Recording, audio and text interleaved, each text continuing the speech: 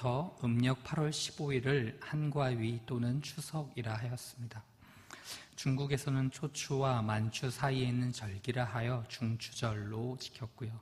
또 일본에서는 15야라고 부르기도 합니다. 추석에는 핵곡식이 익어가고 또 과일이 소담스레 연근은 가을, 그 한가운데 달에 있는 보름, 이날만 달 구경이 으뜸이기 때문에 저녁 석자를 붙여 추석이라 하였다는 것입니다.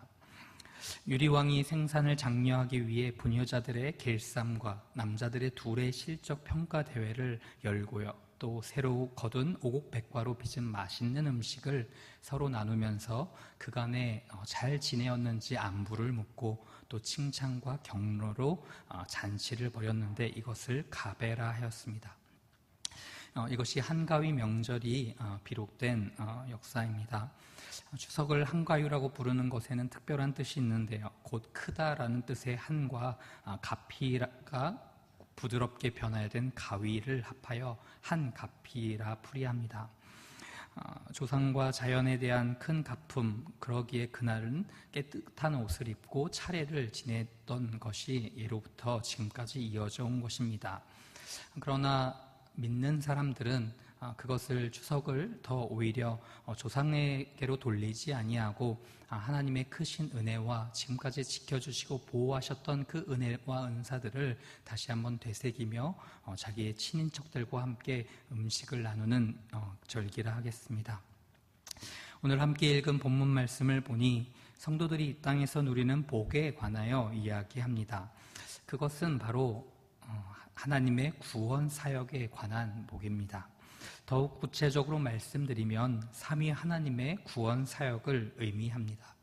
특별히 성경에서 말하는 그 복에 대한 개념을 이 명절 추석에 우리의 친인척들과 함께 나눠주시기를 바라면서 말씀을 나누도록 하겠습니다. 3절 서두에 나오는 찬송하리로다라는 이 말은 찬송하라라는 명령이 아니라 하나님이 찬송받기에 합당하신 분이라는 말씀입니다. 그 하나님에 대하여 하나님 곧 우리 주 예수 그리스도의 아버지께서 그리스도 안에서 하늘에 속한 모든 신령한 복을 우리에게 주셨다라고 말씀을 하고 있는 것이지요. 이것은 햇빛과 비, 또 모든 사람에게 일반적으로 주시는 복을 일반 계시로서의 복을 의미하는 것이 아닙니다. 이것은 특정한 사람들에게 특별하게 주시는 복이란 말씀입니다. 믿는 자들, 또한 그리스도 안에 있는 자들, 우리가 교회라고 부르는 사람들에게 그 복을 특별하게 허락하셨다는 것이지요. 그리스도 안에 있는 사람들만이 이 복을 누릴 수가 있습니다. 그리스도 안에 있다면 누구나 이 복을 받는다는 것입니다. 누구는 적게 받고 또 누구는 많이 받거나 하지 않습니다. 모든 사람이 믿는 자라면 동일한 복을 받습니다. 과연 이 복은 무엇을 말하는 것일까요? 바울은 이제 에베소 교회 성도들에게 복음의 신령한 진리를 온전히 깨닫고 또 복음에 합당한 삶을 살아갈 수 있도록 하나님께 간구하며 기도합니다. 여기서 말하는 복이란 바로 하늘에 속한 신령한 복입니다. 하늘에 속하였다라고 했을 때 그것은 이 복은 물질적인 복과는 사뭇 다른 의미가 있습니다. 현세적인 복과 다른 것이란 말씀입니다. 성경이 가르치는 가르침의 내용이 무엇입니까? 마태복음 6장 31절부터 34절 말씀을 제가 읽어드리겠습니다. 그러므로 염려하여 이르기를 무엇을 먹을까, 무엇을 마실까, 무엇을 입을까 하지 말라. 이는 다 이방인들이 구하는 것이라. 너희 하늘 아버지께서 이 모든 것이 너희에게 있어야 할 줄을 아시느니라. 그런즉 너희는 먼저 그의 나라와 그의 의를 구하라. 그리하면 이 모든 것을 너희에게 더하시리라. 우리의 물질적인 필요에 대하여 먼저 그의 나라와 의를 구하면 그 나머지 것들은 너희들이 근심하고 고민하고 또 걱정하는 그것들은 다 더하여 주신다라는 말씀입니다. 무슨 의미가 되겠습니까? 영적인 것에 대하여 우선순위를 두면 그 외의 것은 채워주시리라 약속하신 것입니다. 그것은 성령님을 통하여 옵니다. 물론 그 중에는 물질적인 복도 있을 것입니다. 하나님께서 원하시면 그것도 주실 수 있는 분이기 때문에 우리는 그 복을 기다려야 한다는 것입니다. 하늘에 속한 신령한 복입니다. 그것은 하늘에 속하였고 또 하나님께 속하였고 신령하다는 것입니다. 이 하늘에 속한 이 복은 장소적인 개념만은 아닙니다. 우리가 죽어서 하늘나라에 가야만 복을 받을 수 있다고 말하는 것입니다. 하나님께 속해 있다는 이 말은 하나님께 속한 이러한 복들을 모두 우리에게 주시기로 작정하셨다는 것이지요. 그것은 다름 아닌 믿음이 필요한 것입니다. 믿음을 가진 자여야 이것을 받을 수 있습니다. 이것이 하나님께서 찬송받으시기에 합당하신 이유입니다. 왜 그렇습니까? 인간은 참으로 시야에서 벗어나는 생각을 하기가 어렵습니다. 가령 남자아이가 파란색을 좋아한다, 여자아기가 분홍색을 좋아한다라는 것은 태어나자마자 병원에 자기가 제일 먼저 본 것이 파란색이에요. 파란색을 좋아하게 되어 있습니다. 검정색을 봤습니까? 검정색을 좋아하게 되어 있어요. 여자아이들에게 분홍색을 보여주고 노란색을 보여주니 그 여자아이들이 나중에 커서도 그런 색감이 고운 것들을 좋아하게 되어 있어요. 인생은 눈으로 보는 것에서 벗어나기가 매우 힘이 듭니다. 나이가 들수록 어떠합니까? 더 보는 것에서 그 유혹과 그 보이는 것에서 자기의 소원을 굉장히 많이 이입하고 있어요. 그렇기 때문에 하늘에 속한 것, 눈에 보이지 않는 것은 역시 믿음이 필요한 대목입니다. 그렇다면 이 복은 무엇입니까? 그리고 이 복은 어떻게 우리에게 주어졌으며 이 복은 우리에게 왜 주어졌다는 말입니까? 그것을 세 가지 의미로 살펴보고자 합니다. 첫 번째로 하나님께서 주시는 복은 우리가 구원받기로 선택하여 주셨다는 것입니다. 성도 여러분들께서 한번 4절 말씀과 5절 말씀을 두 절을 읽어주시겠습니다.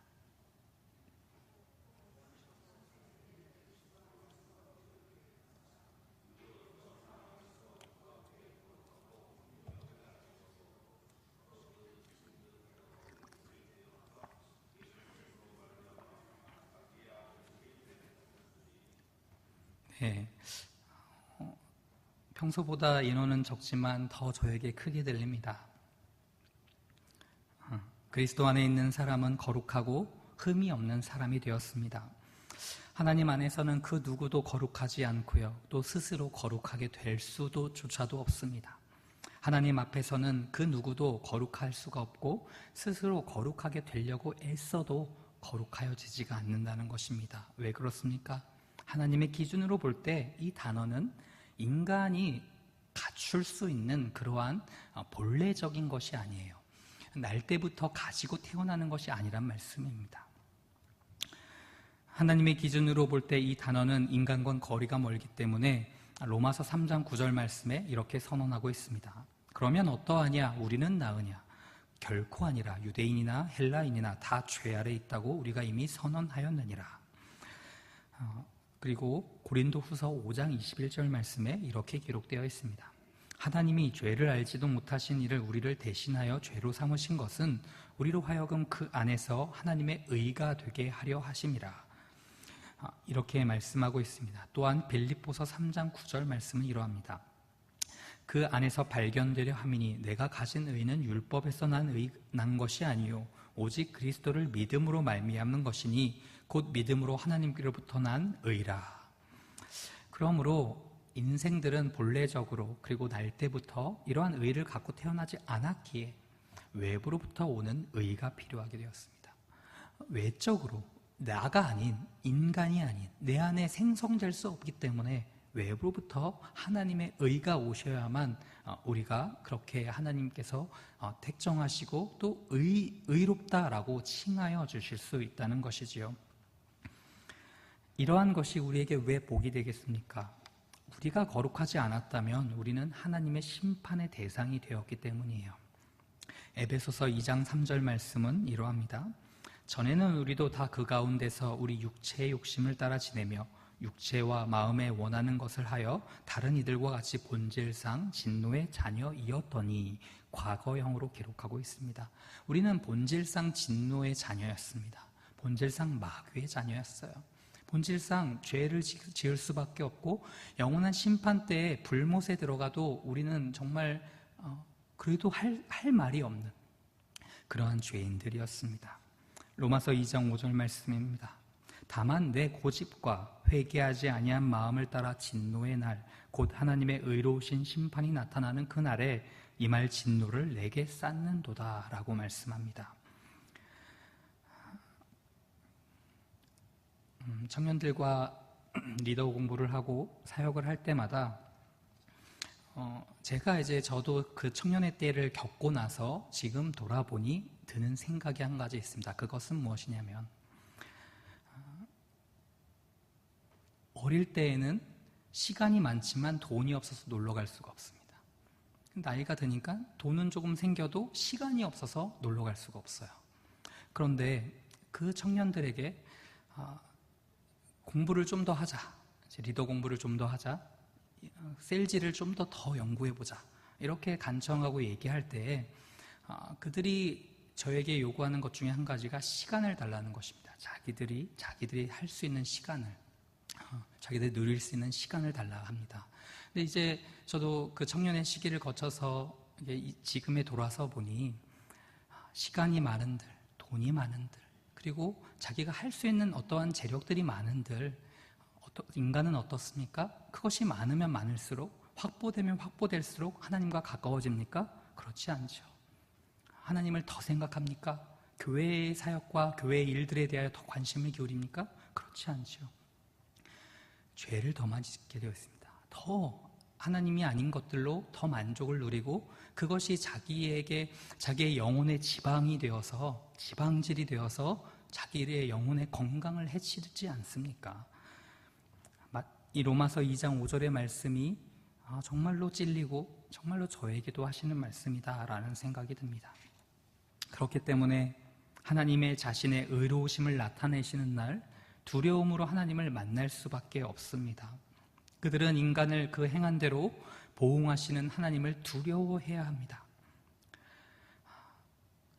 회개할 기회를 주셨던 하나님께서 그들이 돌이키지 아니하심을 보시고 그들을 두둔하지 아니시고, 그들의 죄를 그냥 지나가지 아니하시고 그들을 반드시 심판할 것이기 때문입니다.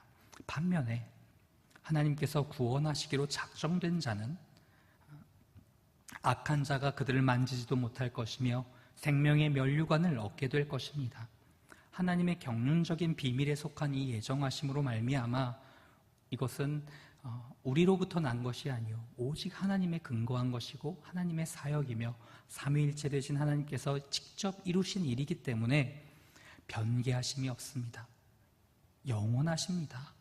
우리가 하나님의 의를 이루어드리지 못하고, 우리가 그 율법을 행하지 못하고, 우리가 늘 연약하고 좌절하고 악하지만, 그러나 하나님께서 다시 한번 우리를 받아주시며 하나님의 품으로 인도하여 드리시는 것이 바로 이 내용이라는 겁니다.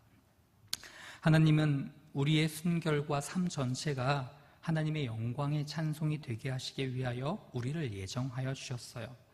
우리를 구원하여 주시기로 하신 그 예정하심이 그분의 부르신 뜻하심이 있어서입니다.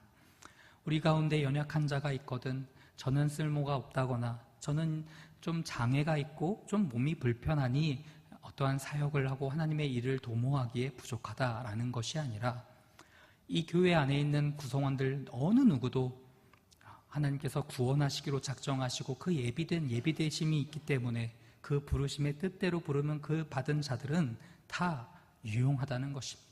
다 하나님의 사역에, 또 교회에 그들이 일원이 될 수 있다는 것입니다. 인생 가운데 어느 한 사람도 그냥 되어지는 인생은 단 한 사람도 없어요. 그러므로 하나님의 영원한 경륜 속에 우리가 속해 있다는 것을 감사하십시오. 삶의 무게를 다시 한번 추석 명절을 맞아서 더욱더 믿는 자이기에 더 열심히 요리하고, 더 열심히 청소하고, 더 열심히 위안하고, 더 열심히 우리의 친인척들을 위로하고, 그런 명절이 되어지기를 또 바라겠습니다.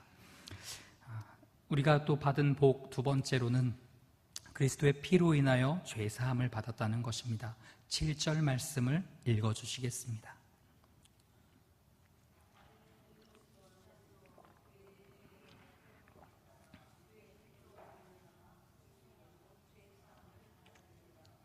네. 7절 말씀 감사합니다. 그리스도의 피로 인하여 우리는 죄사함을 받았습니다. 이것이 우리가 받은 하늘의 신령한 복입니다. 당시 노예시장에서는 이러한 단어를 사용했습니다. 돈을 사용해서 주인으로부터 해방시켜주는 것입니다. 그렇다면 우리가 어디에 매였거나 누구의 종이 되었던 적이 있다는 말입니까? 있습니다. 우리는 죄의 종이었습니다. 우리는 사단의 노예였어요. 요한복음 8장 34절에 이렇게 말합니다. 예수께서 대답하시되 진실로 진실로 너희에게 이르노니 죄를 범하는 자마다 죄의 종이라. 또한 로마서 6장 17절 말씀은 이러합니다. 하나님께 감사하리로다. 너희가 본래 죄의 종이더니 너희에게 전하여 준 바 교훈의 본을 마음으로 순종하며. 이것을 우리가 인정하고 싶지 않을 뿐이지 성경의 기록과 성경의 선언은 명확하며 변하지 않습니다. 우리가 그 말씀이 하나님 이 말씀은 저에게서 지나가게 해주세요. 하나님 이 말씀은 저랑은 상관없는 것 같아요. 이렇게 말하는 우리의 불신앙만 있을 뿐이지 하나님의 말씀은 결코 오류가 없으십니다. 하나님의 말씀은 완전하십니다. 흠이 없으십니다. 우리의 인생 자체를 그대로 드러내주는 주의 말씀입니다. 예수님께서 우리 대신 죄의 대가를 지불하셨고 우리를 사주셨습니다. 예수 그리스도의 보혈의 피로 말미암아 아무런 값도 없이 우리가 구원받았으니 이 얼마나 큰 은혜입니까? 그러므로 하나님의 기쁘신 뜻을 따라 거저 구원받은 우리는 주님의 은혜와 그 영광에 하나님께 올려드려야 된다는 것입니다. 미국의 목사님 가운데 D.L. 무디라는 목사님이 있습니다.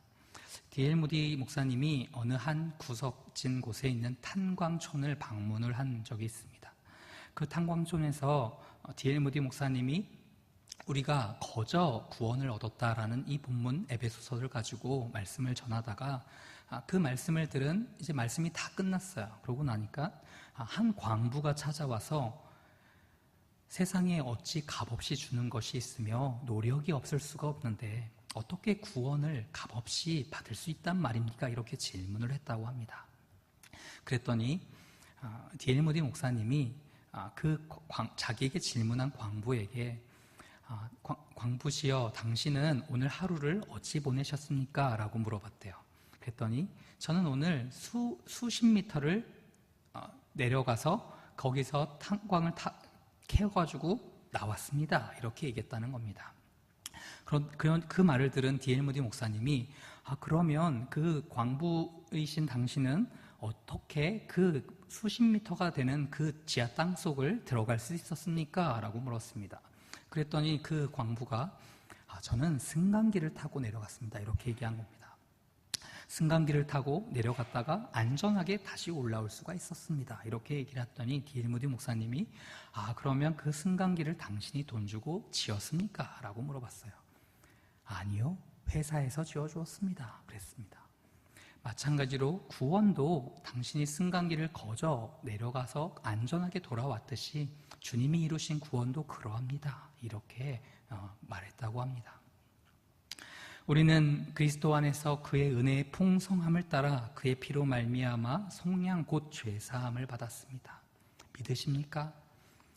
아들 하나님께서 하신 일을 그 예수 그리스도를 통하여 우리 성부 하나님께서 우리를 속량하셨다는 것입니다. 예수님은 아버지 하나님께서 계획하신 일을 그대로 정말 오점도 없이 1.1에게 오류도 없이 고스란히 이루어내셨어요. 왜 그렇게 하셨습니까? 무엇 때문에 그렇게 하셨습니까? 자녀들은 혈과 육에 속하였음에 그도 또한 같은 모양으로 혈과 육을 함께 지니심은 죽음을 통하여 죽음의 세력을 잡은 자 곧 마귀를 멸하시며 또 죽기를 무서워함으로 한평생 매어 종로로 타는 모든 자들을 놓아주려 하심이라고 말씀하고 있습니다. 이것은 히브리서 2장에 있는 기록입니다. 우리는 죄의 문제를 우리 스스로 해결할 수가 없어요. 그 죄를 해결하기 위하여 죽음이라는 것이 필요하였는데 우리가 스스로 많은 사람의 인류를 대신하여 우리가 죽었다 칩시다. 그것이 그 사람들의 죄를 해결하는 데 효력이 있겠습니까? 없습니다. 오직 예수 그리스도의 보혈만이, 오직 예수 그리스도의 피만이 우리의 죄를 속하실 수 있는 능력이 있습니다. 이것이 값진 피라는 의미입니다. 이것이 그분의 피가 보혈이라고 불리워지는 이유입니다. 예수님의 피는 우리 인간과 같은 피였지만 그 피가 아주 귀하신 분, 그리고 무한하신 분, 그리고 멜기세덱의 반차를 쫓아되신 분, 그 예수님께서 우리 죄를 위하여 그 몸을 찢기시고 그 피를 다 쏟으시고 우리를 양털과 같이 흰 눈과 같이 희게 하여 주셨습니다. 십자가에서 역사적인 사건이 일어난 것입니다. 그 구속의 의미로 인하여 우리가 죄사함을 받았다는 것, 그것이 우리가 만나는 친인척들과 또 우리가 만나는 이웃들과 우리의 자자손손들에게 마땅히 전하여 줄 그러한 하나님의 복이라는 것입니다. 에베소서 말씀을 우리가 함께 읽고 있습니다. 마지막으로 세 번째, 우리가 받은 복은 택하시고 부르시고 구속하신 하나님의 영광을 찬미하게 하려 하심이라는 말씀입니다. 성도 여러분들께서 한번 읽어주시겠습니다. 두 절을 읽어주실게요. 12절과 14절입니다.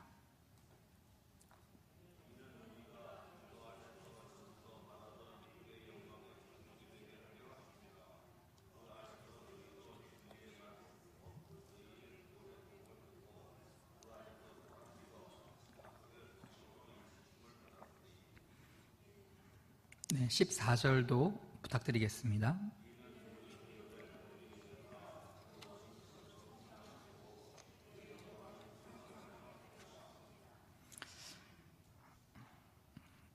우리가 받은 복 세 번째는 택하시고 부르시고 구속하신 하나님의 영광을 찬송하고 찬미하게 하도록 하시기 위함입니다. 이것이 우리가 오늘 제가 우리 설교 본문 말씀에 제목을 삼은 것이기도 하지요. 그 기쁘신 뜻대로 행하는 삶이라고 했는데, 하나님의 부르시고 하나님께서 우리를 예정하시고 택하셨던 그 하나님의 택정하심이 인간의 눈으로는 이해될 수 없고 인간의 생각으로는 그것이 다 정립될 수 없지만, 그러나 하나님은 하셨습니다. 이것이 우리가 기독교가 다른 종교와 다를 수 있고 다른 종교보다 월등하게 우리에게 주시는 진리의 말씀이라고 믿어집니다. 이 말씀 때문에 우리가 살아요. 이 말씀 때문에 교회가 있고, 이 말씀 때문에 하나님의 성도들이 있고, 이 말씀 때문에 우리가 하나님을 좇아서 힘들고 지치고 좌절하고 병들고 험악하고 아픈 인생길이지만, 그러나 힘을 내어 달려갈 수 있는 것 아니겠습니까? 그가 모든 지혜와 총명을 우리에게 넘치게 하사 그 뜻의 비밀을 우리에게 알리신 것이요 라고 8절 말씀을 말하고 있습니다. 하나님의 계획은 알 수 없는 영역입니다. 그러나 하나님은 우리에게 하나님의 계획의 일부를 알려주시는 복을 주셨습니다. 여러분들은 여러분들의 자녀들을 그 아이의 형상 그대로 낳고 싶어서 낳으셨습니까? 그 아이가 우리 부모가 그렇게 낳아주기로 알고서 그 계획에 따라서 그 자녀가 태어났겠습니까? 아닐 것입니다. 그 모든 형질과 그 아이의 인격과 그 아이의 삶의 모든 순간순간들이 하나님의 계획과 예정하심이 있었기 때문에 그렇게 형질이 이루어진 것이지요. 그렇기 때문에 장애가 있건, 그 아이가 ADHD건, 그 아이가 부족하건 상관이 없이 여전히 이 아이를 향하신 하나님의 뜻과 계획이 있고, 교회의 군사요 또 구회의 일꾼으로 반드시 그 아이를 길러주실 거라는 믿음이 있기 때문에 우리는 소망을 가지고 우리의 일들을 할 수 있는 것이지요.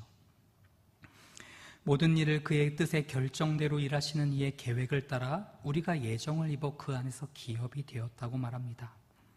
하나님의 기업이 되었다라는 이 말은 우리 자신이 하나님의 기업이 되었다라는 의미도 있을 수 있고, 하나님께 우리가 그 기업을 이어받았다라는 의미도 있을 수 있겠습니다.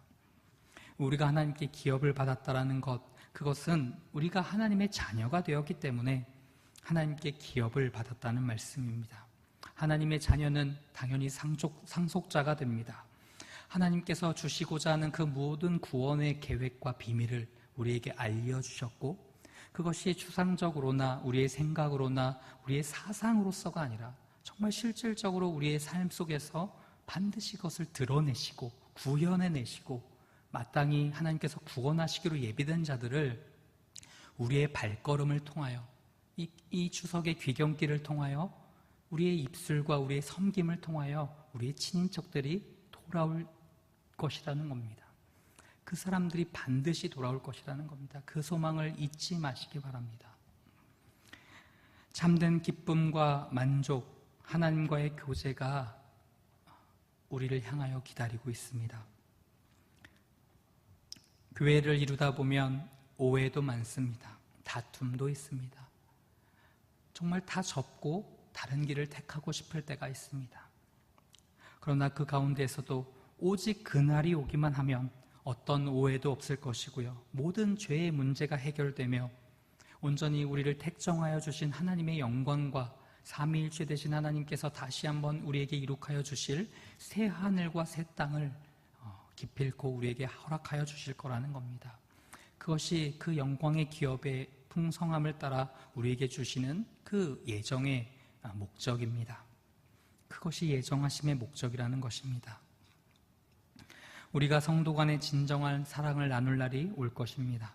예배 시간에는 지금은 우리가 기도할 때마다 우리의 부족함을 아뢰고 우리가 회개할 것이 넘쳐나지만 오직 그날에는 우리가 부족하지 않을 것입니다. 찬양과 감사가 넘치고 진정한 예배를 드릴 날이 우리를 향하여 기다리고 있습니다. 이것은 우리가 온전히 드리고 또 누릴 수 있는 기업인 것입니다. 물론 이 땅에서 다 누리지 못하는 것은 아닙니다. 조금은 맛볼 수 있게끔 허락하여 주셨습니다. 이 땅에서도 우리가 그리스도를 닮아간다면 그 삶을 살아갈 수가 있는 것입니다. 제가 13절 말씀을 읽겠습니다. 그 안에서 너희도 진리의 말씀 곧 너희의 구원의 복음을 듣고 그 안에서 또한 믿어 약속의 성령으로 인치심을 받았으니, 성령께서는 우리의 구원을 탕탕탕 하고 도장을 찍어주셨습니다. 이것이 인쳐주셨다는 것입니다. 성령 하나님께서 우리를 보증하여 주셨습니다. 우리는 참으로 놀라운 구원의 계획 안에 들어가 있는 인생들입니다. 문서에 인을 찍는 것은 소유권을 가지고 있고 또 그것이 신빙성이 있으며 효력이 있으며 또 그 문서를 통하여 안정성을 확보할 수가 있지요. 다 아시지 않습니까? 그 인증을 통하여, 그 인을 통하여 그 문서가 누구의 것인지 알 수 있습니다. 그 문서의 주인이 누구인지를 알 수 있습니다. 그 문서의 신빙성을 확인할 수가 있습니다. 그 인이, 그 도장이 제대로만 찍혀 있다면 그러면 안심할 수가 있는 것입니다. 그 도장을 찍은 사람보다 높은 사람이거나 허가를 받은 사람이 아니면 그 문서를 폐기할 수가 없기 때문이지요. 우리는 성령의 인치심으로 말미암아 하나님의 소유가 되었습니다. 이것이 우리가 받은 복입니다. 이것이 우리가 우리의 친인척들에게 나누어줘야 될 복입니다. 우리가 하나님의 사람임을 믿을 수 있도록 그들에게 우리 자신을 드러내야 합니다. 숨을 수가 없습니다. 피할 수가 없어요. 맞닥뜨리고 나아가고 또 나아가고 가로질러서 나아가고 그렇게 우리의 친인척들을 향하여 가야 된다는 것입니다. 우리는 하나님의 예정하심에 따라 그분의 기업이 되었고요. 또 세상 어떠한 것도 끊을 수 없는 성령의 인치심으로 인하여 구원받은 것이라는 말씀입니다. 사랑하는 성도 여러분, 말씀을 맺도록 하겠습니다. 하나님은 창세전에 사랑 안에서 그의 기쁘신 뜻대로 죄인 되었던 우리를 택하셨습니다. 그리고 부르시고 우리를 의롭다 칭하시고 우리를 구원하셨습니다. 이런 구원의 서정과 구원의 경륜 안에 우리가 그 귀한 구원, 그리고 눈물 없이 들을 수 없고 또 아주 쉽게 말하지 못하는 하나님과의 긴밀한 여러분들과의 약속이, 이 구원의 보증과 구원의 약속이 여러분들 가운데 이루어지기를 소원합니다. 어찌 귀한 하나님의 구원 사역과 삼위일체 하나님의 영화로우심을 그냥 허비하거나 지나칠 수 있겠습니까? 그럴 수 없지요. 하나님께서 우리에게 제시하는 조건들을 우리는 결코 이룰 수 없는 무능하고 연약한 인생들입니다. 그러나 좌절하지 마십시오. 실망하지 마십시오. 우리의 실패와 우리의 넘어짐과 우리의 부족함을 보고 그것에 여러분들이 한탄하지 마십시오. 우리 하나님은 우리의 연약함을 아십니다. 그분의 기쁘신 뜻을 따라 선택되어 구원받았음을 감사하며 나아간다면 하나님께서 여러분들의 삶과 발걸음을 통하여 많은 이들을 주님의 품으로 인도하여 들이실 것입니다. 청고마비의 계절에 폭염과 태풍을 이겨낸 오곡백과가 무르익고 또 그것을 따다가 우리들과 우리의 입과 손과 우리의 자녀들의 입과 손에 넣어줄 때 하나님은 두세 사람이 모인 곳에 나도 그들과 함께 있다고 말씀하셨듯이 우리들의 가정과 우리들의 이룬 그 가정들 안에 주님께서 좌정하실 것입니다. 그리하여서 오고 오는 세대들에게 말씀하시며 명절 연휴를 통하여 나아가는 우리들의 가슴과 삶 속에 삼위일체 되신 하나님을 찬미하고 찬양하시기를 간절히 소망합니다. 기도하겠습니다.